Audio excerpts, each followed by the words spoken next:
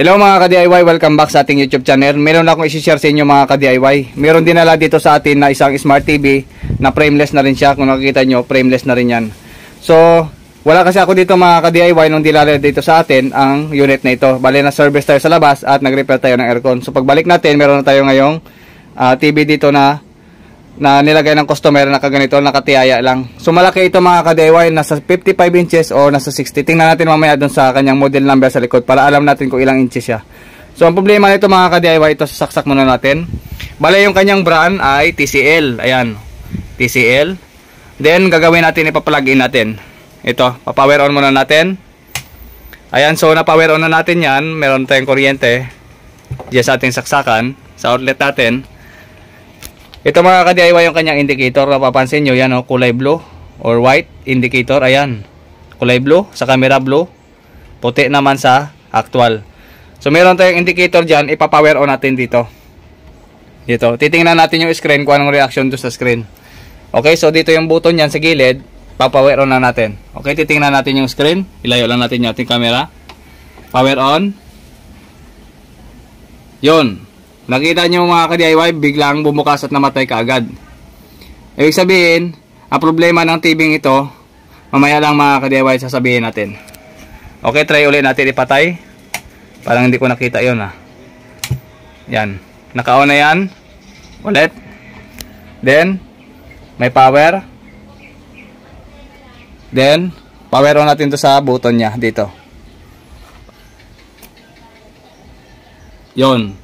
Kung napapansin nyo mga ka-DIY, lumabas at then namatay. Nakikita natin yung logo doon, tapos biglang namatay. Sakit na ito mga ka-DIY ng TCL, yung mga ganitong klase ng problema sa TCL. Ngayon sasabihin ko sa inyo mga ka-DIY kung anong problema ng ganong issue sa screen. Lumalabas yung logo, then namamatay.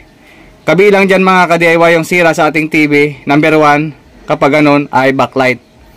Or yung kanyang backlight strip. Yung pinakailaw niyan dito sa loob ng TV. Diyan nakadikit sa likod. Bale yun ang unang suspect doon. Pangalawang suspect doon mga ka-DIY, ang problema noon yung kanyang kapasitor. Kapasitor na nagda-drive ng supply papunta doon sa kanyang ilaw. Yung kapasitor minsan lumulobo. Kaya nagkakaroon ng ganon. Nagkakaroon ng problema doon sa screen. Or hindi niya ma-picture kagad. Pero nakikita niyo naman na lumabas naman yung logo. Possible na may problema yan sa mga kapasitor na mga lobong kapasitor or yung mga buntis natin na mga kapasitor. Pwede din kasi maging problema nito yung kanyang diode, yung mga diode doon sa supply na papunta din doon sa kanyang ilaw o yung kabila doon mga ka-DIY maliban doon sa ilaw niya o sa kanyang backlight strip. Pwedeng maging problema yon. Pwede rin maging problema yung kanyang kapasitor sa mga lobo. Pwede rin maging problema doon yung kanyang driver. Pwede magkaroon ng problema sa diode. Nandun mga ka-DIY sa apat na nabanggit natin, pwede yon ang maging problema ng TV yung ganito. Okay, para malaman natin kung ilang inches siya at para malaman nyo rin kung paano siya i-troubleshoot. Ngayon, igagano na natin yung TV mga ka-DIY. Ipapadapa natin yung TV para malaman natin at i-troubleshoot natin yung board at may turo ko sa inyo ng mabuti. Okay mga ka-DIY, hanggang dyan lang kayo at tara, buksan muna natin yung ating TV ngayon. Ayan, medyo malaki-laki yan. Tara, mga ka-DIY, nakadapa na yung ating TV. Titingnan natin dito yung kanyang model number sa likod. Model 55P725. So yan ang yung model niya mga ka-DIY. Isa siyang 55 inch. Ayan, 55 inches. Okay, so buksan muna natin yung mga screw. Tatanggalin natin lahat ng mga screw dyan hanggang doon sa ilalim dito. Yan sa gilid, tatanggalin natin. Tatanggalin natin lahat yan. Tara, remove muna natin yung screw nito para malaman natin yung anong problema niya. Mga ka-DIY, nabuksan na natin yung likuran ng ating TV. So, ito yung design ng kanyang circuit board. Ito naman yung ating input ng AC. Then, ito naman yung primary section. Primary or yung ating power supply section. Ito yon, primary. Then, dadaan niya ng chopper transformer para maging secondary. So, ito yung unang papasukan ng supply, then dadaan talaga yan sa chopper transformer or yung chopper transformer na pinaka tulay, kumbaga tulay siya para makatawid ng secondary section. Okay, so kailangan buo ang supply ng primary bago makatawid ng chopper transformer, then tatawid yung supply doon sa secondary. Yung secondary na yon, yun na magdi-deliver ng supply papunta dito sa lahat na hanggang sa mapunta siya dito sa pinaka top board o sa pinaka supply ng LCD. So ang trouble natin mga ka-DIY o ang problema nito ay yun nga, nagkakaroon siya ng corrupt or bumubukas yung LCD then mamamatay.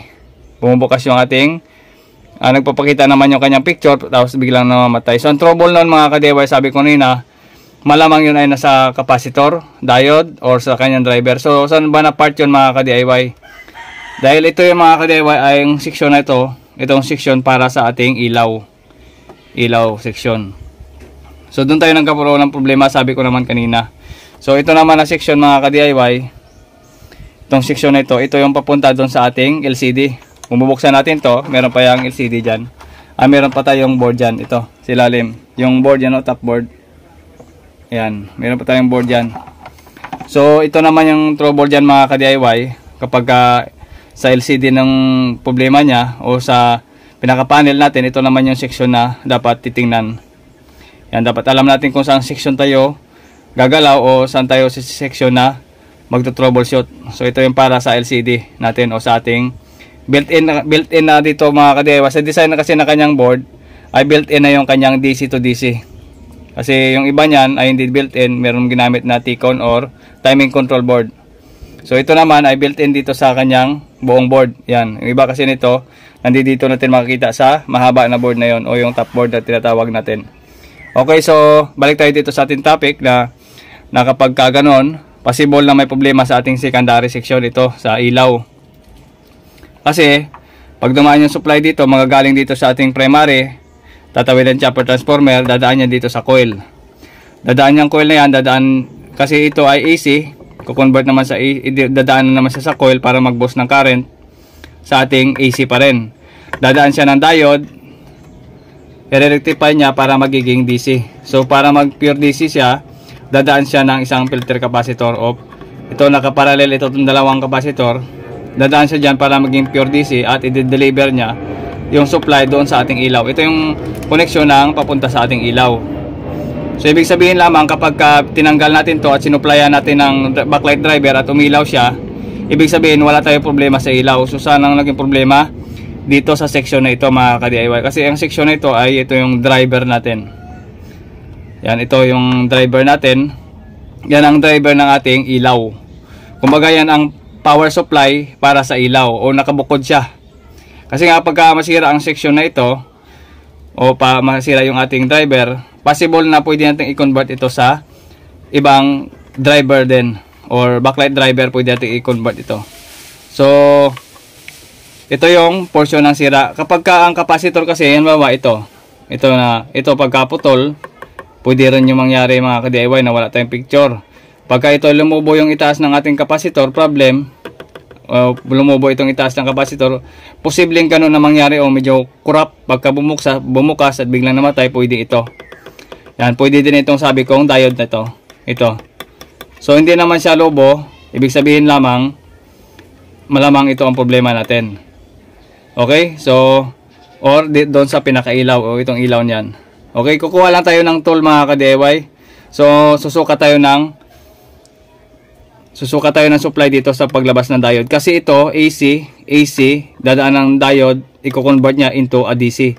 Kasi pag tester natin yan dito, kailangan DC tayo dyan. Kaya ito na yung pinaka-abangan natin na supply. Papunta yun sa ilaw, dadaan ng capacitor, dadaan dito sa ating positive. Yung negative naman ay dadaan sa negative ng ating capacitor. Okay? O dadaan sa negative side, papunta doon sa ating driver. Okay, ang gagawin natin, abangan tayo ng supply. Tara! Plug in muna natin yan. So ayan mga ka-DIY, so power on muna natin yung ating TV. Okay, so sinaksak na natin, then naka-power on tayo dyan. Dito sa ating tester ay set natin sa DC lang. So ayan mga ka-DIY, kung napapansin nyo, naka-DC tayo dyan. Yan, DC. Check natin yung primary natin mga ka-DIY dito sa filter capacitor nya. Dito. Ayan, so meron tayong nakuha dyan na 295 volts DC. So ibig sabihin malamang good yung ating primary niyan. So diretso na tayo dito sa secondary. Paglabas ng chopper transformer, secondary na tayo. Doon tayo na mag-check niyan. Ilalagay natin yung negative probe doon sa body o sa chassis ng ating TV. Pagka nilagay na natin yan dyan mga ka-DIY, yung positive naman ang susundan natin. Dito na tayo yung positive natin, yun ang susundan natin. Titingnan natin kung may voltahe. Okay, nasa 72 volts. Dito sa kabila, sa diode na ito. Diyan. Sa itaas lang ng diode. Ayan. So 72 volts DC. So dito sa kabila 72 din. Ayan. Dito ulitin natin 72. Ito 72. Then 72.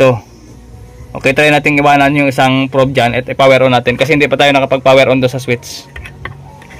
Yan. Okay, so medyo maingay dito sa amin. So ganito na lang mga ka-DIY, i-power on ko doon sa ano, pinaka-button dito. Power on natin. Tingnan natin yung supply dyan sa diode dito. So 84, sa 72 naging 84 or 85. So parang mababa pa rin yan mga ka-DIY para makapag-ilaw sa ating, para mapailaw niyo ang ating backlight. Okay? So yun. Then dito sa kabila, sa dating 72, naging 83. Parehas lang lahat sila mga ka-DIY. Yan, yan, parehas lang lahat. Okay, so ang gagawin natin mga ka-DIY, imamanual natin ito. Titingnan natin yung ating backlight kung umiilaw o hindi. Okay, kuha tayo ng backlight driver mga ka-DIY. Tara, tingnan natin. Power up muna natin to. So ayan mga ka-DIY, kung napapansin nyo, tinanggal ko yung nakalagay dito na na socket natin papunta sa ating ilaw. Then sinupplyan natin yung positive at saka negative niya ito. Positive at saka negative. So ang gagawin natin, ipapower on natin yung ating backlight driver. Yan yung aking backlight driver mga ka-DIY. Power on natin. Then so yun, may ilaw naman siya. Yan napapansin nyo, may ilaw. Yan, may ilaw sa loob. Ibig sabihin buo yung isang side ng ilaw. Yung dalawa yan, kasi pares-pares yan mga ka-DIY, naka-series kasi yan. Kapag napundihan yan, ay hindi talaga yan iilaw. So good naman yung isang pares ng ating ilaw. Yan. So yung isa ay nasa 83 volts lang.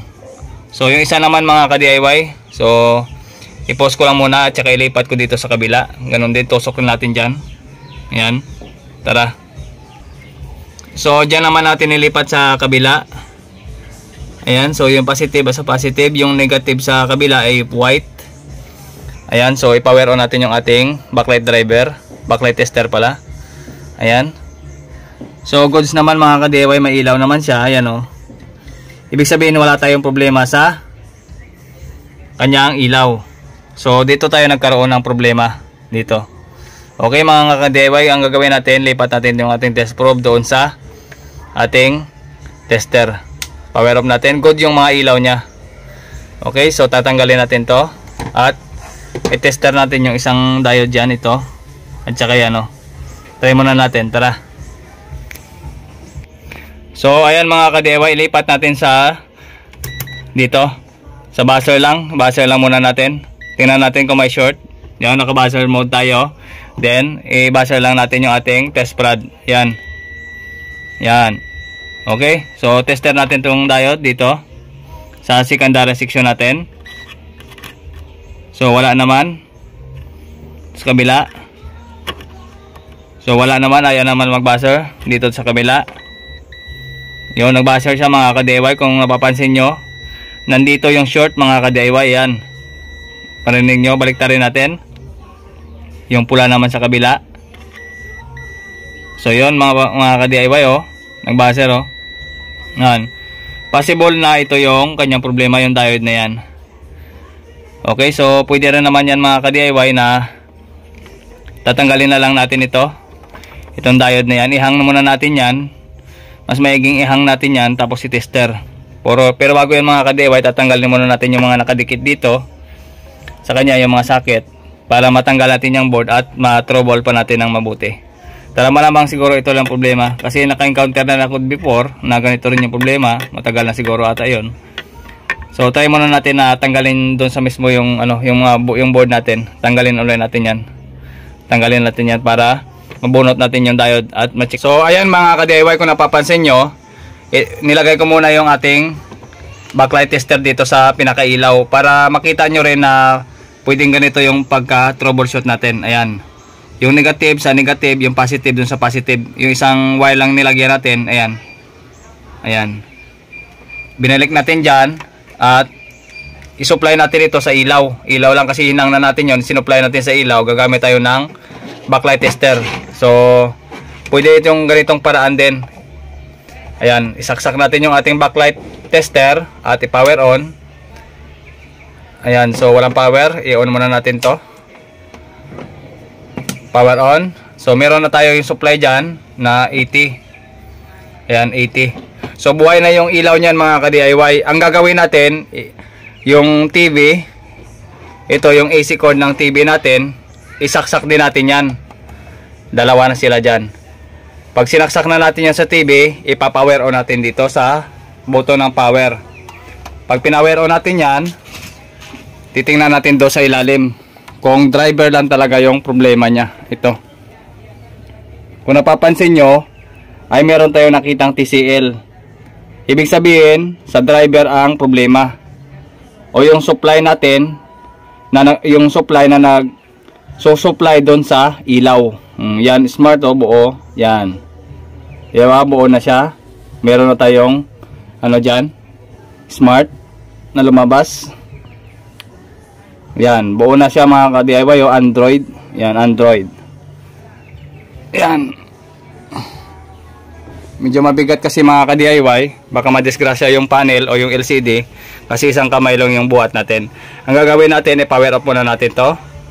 So na-confirm na natin yon na yun talaga ang problema, yung ditong section sa driver o sa ilaw. Bubunutin natin ulit yan, yung screw, para ma-check natin at mahang natin yung diode at ma-check natin yan mga ka-DIY. Tara. Okay, kapag halimbawa mga ka-DIY na wala tayong ma-replace na pyesa dito para sa driver sa ilaw, pwede naman mga ka-DIY gumamit ng ganito, yung mga backlight driver, yung mga ganito backlight driver at saka relay, ay pwede na yan mga ka-DIY. Marami naman tayong video kung paano ikabit yung ganito, kasi ito na yung ito na yung i-replace sana natin dito. Yan, ito yung papalit natin, ito na yung magdadrive para doon sa ilaw, kasi ilaw lang naman yung nagkaroon ng problema, yung ganito nya dito. Ayan, so ito ay nasa 124 pesos lang sa online, sa Shopee ko binili yan. So meron talagang stock niyan, kasi nga madalas pagka may trouble tayo sa TV, ito yung ginagamit natin. Kasi auto na ito mga ka-DIY, 21 volts up to 200 plus ata 200 something, hindi ko na maalala dun sa ano. Kasi pwede naman yan sa mga pwede naman to sa mga 65 inches. So naikabit ko na ito sa mga 65 inches.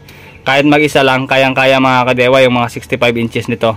55 yung mga 32 inches to 65 inches is kayang-kaya yung kahit mag-isa lang siya. Wala pa namang bumalik sa akin, o wala pa naman tayong back job na ito yung kinabit natin. Maganda yung ganitong klaseng backlight driver, pampalit doon, no? Pang drive natin sa ilaw. Kasi auto na naman siya mga ka-DIY. Okay, tara. So ayan mga ka-DIY, nabaklas na natin yung mga wirings, yung mga naka-attach dyan ng mga wire. Nabuksan na natin. Then yang natin yung diode kanina, ito. Yan, ito yung diode na ano kanina, ito.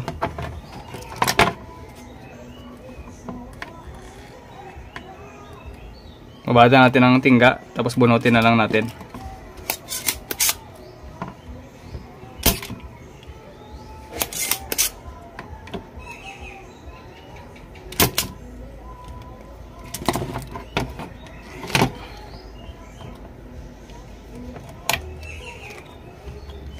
Yan, ihang muna natin yung diode. Nakahang na. Tapos tester natin mga ka-DIY. Tingnan natin kung may short dyan, kung nag-short dyan. Okay. Select natin sa buzzer mode. Ngayon buzzer. Titingnan natin kung may buzzer. Natin. Yun, buzzer. Ayan mga ka-DIY, buzzer talaga. Ito yung short. Ayan. Ayan, kahit baliktarin natin, short talaga mga ka-DIY. Okay, so ang gagawin natin ngayon, tatanggalin na lang natin yan. Ito. Okay, yung dito, yung isa. Yan yung isang kabilang paa niya. Tanggalin natin yan. Tinasan ko muna. Yan.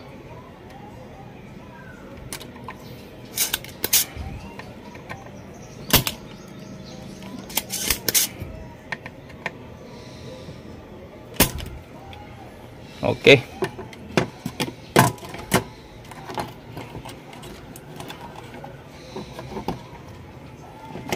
Medyo matigas.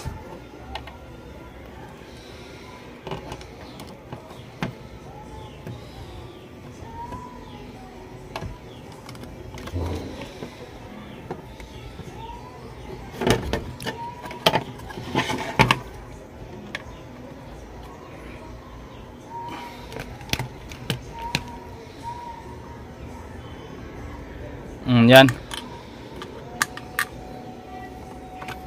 Tanggalan natin. Ulitin natin.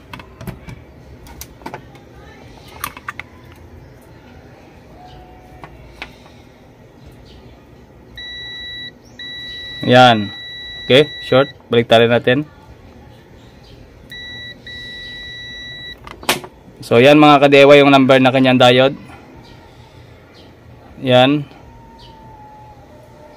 32 0. Yan.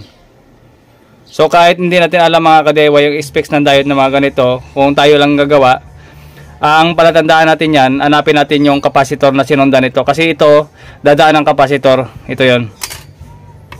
Titingnan natin. Kahit hindi natin titingnan yung number nyan, dito titingnan natin yung dinaanan nya. Yan o. Tapos dadaan niya ng capacitor dito. Okay, dadaan ng capacitor yan. Yung ginamit na capacitor na dinaanan niya is yan, 22 UF by 160 volt. Yan. Maghahanap tayo sa ibang board na ganito yung sinuplayan niya. Diode na pumunta doon sa 22 UF at 160 volts. Yun, pwede natin gamitin yon. O yung mga diode mga ka-DIY na papunta sa backlight, pwede naman yon gamitin.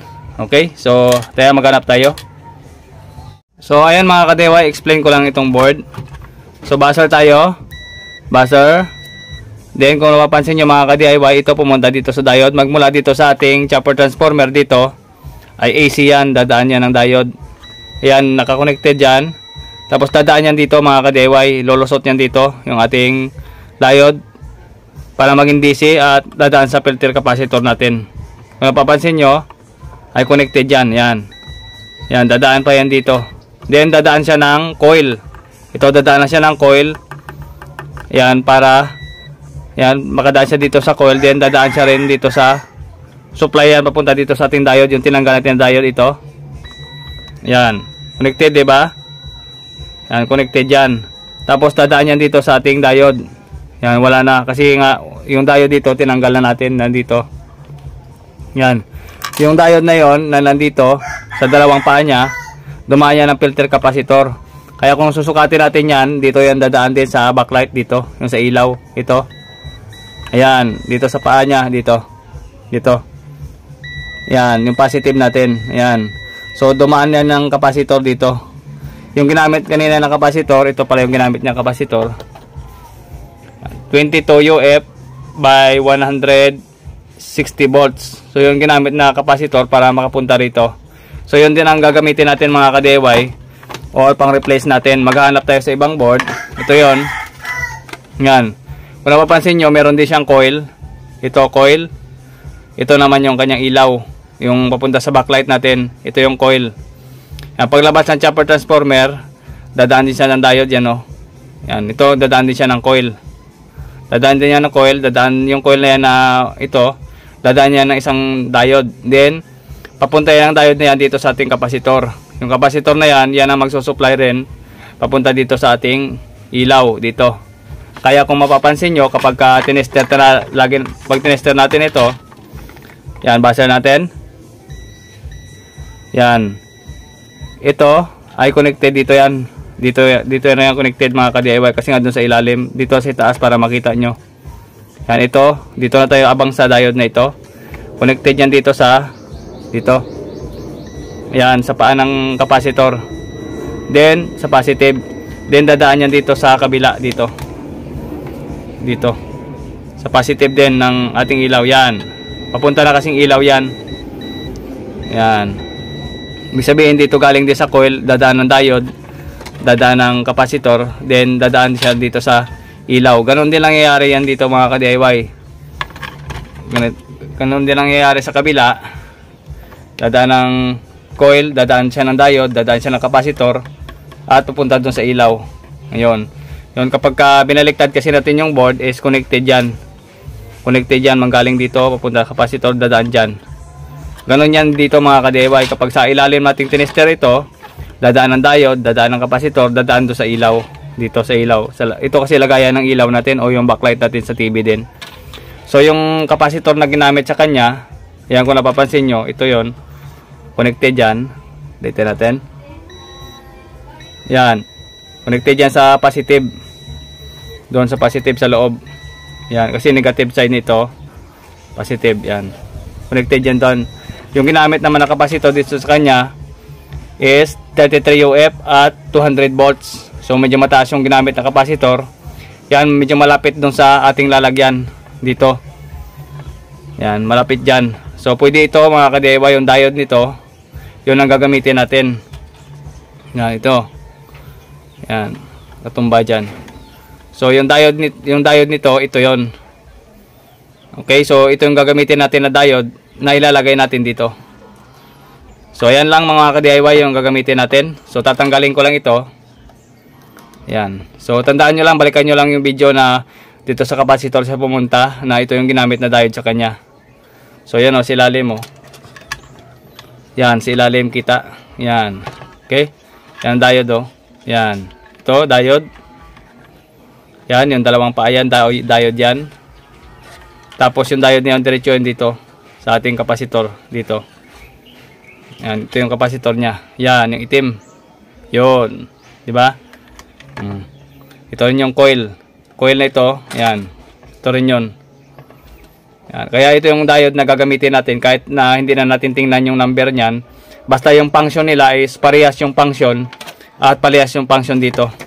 Okay, tatanggalin ko yung diode na ito. Iyon ang i-replace natin dito. Okay, tara. So, tester muna natin mga ka-DIY yung short kanina. Yan, short. Baliktarin natin. Okay. Ito naman yung pamalit natin.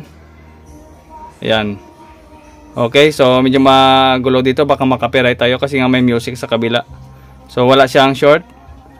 Okay, so ito yung ilalagay natin. Basta tandaan nyo lang, yung capacitor na pinuntahan niya, dapat parehas din yung value. Or magkalapit yung value nila. Okay na yun. Or kung wala talaga, ilagyan nyo lang ng supply na, lagyan nyo lang ng diode na sumusupply din sa backlight. Pwede na rin yun. Okay, so bunot lang muna tayo. Wala naman tayong brand new na diode. Yan, lagay na natin dito. Okay, lagay ko lang mga ka-DIY. So, ayan mga ka-DIY, kinabit ko na yung natin, diode. So, tatandaan nyo lang pagkabit ng diode niyan ay nasa cathode at saka anode. So, tatandaan nyo yung forma ng diode. Yung may guhit na yan, yan ang cathode. At yung dito naman yung anode. Ito yon. Yan. Cathode, yung may guhit. At saka anode, yung walang guhit. Ito. Yan. O negative yung may guhit na stripe. Pero positive ang lumalabas dyan. Ito. Yan. May guhit na yan na silver. Yan ang negative o cathode. Pero ang lumalabas dyan ay positive. Yan ang trabaho ng diode. I-convert ang AC sa DC at sasaluin ng capacitor para maging pure DC. So, yun lang mga ka-DIY. Ito, tapon na natin to. So, assemble ko lang muna yung board tapos i-testing natin. Tara! So, nakikabit ko lahat ng mga connection, lahat ng mga cable na pinagtanggal natin, ng mga wirings, ikinakabit na natin. Ang gagawin na lang natin ngayon mga ka-DIY, i-power on natin yung ating unit. So, yan, may power tayo dyan. Okay, so power on natin dito sa ating power on button. Ayan. So, tingnan natin kung magka-backlight na siya. So, nagka-backlight na siya mga ka-DIY, may ilaw na siya. So, totaling diode lang yung problema nito. So, tingnan natin doon sa ilalim. Ayan.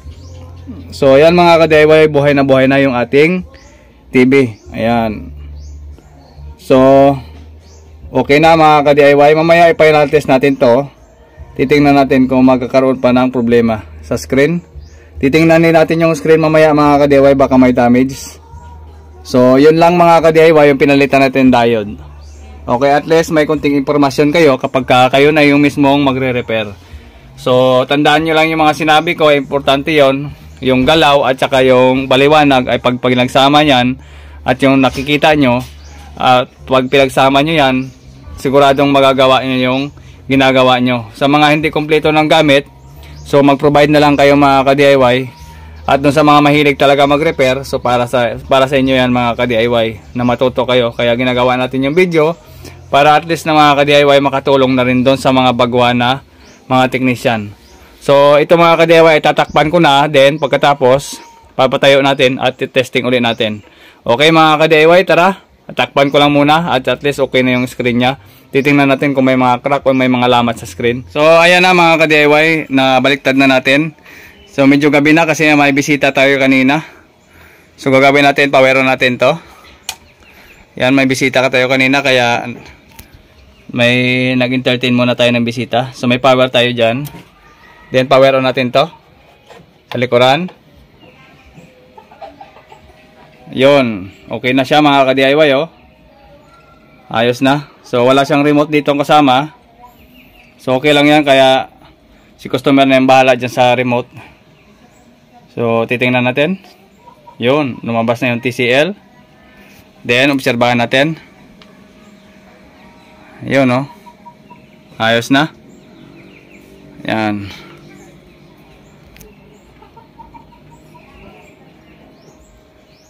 Android.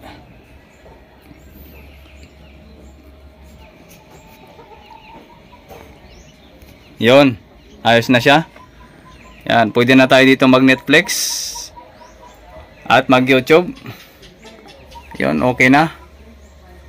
So okay na siya mga ka-DIY, malinis na. Wala namang lamat yung screen.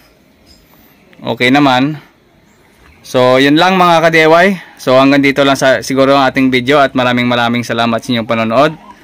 So bahala na si customer ito. So at least natagumpayan natin na nagawa natin yung ganitong video, at maraming salamat ulit sa kay God, sa ating Panginoon. So hanggang dito lang mga ka-DIY yung ating video, at maraming salamat sa inyong panonood. Sana ganito rin yung trouble ng inyong gagawin sa mga susunod. So hanggang dito lamang, JM Tutorial. Bye bye.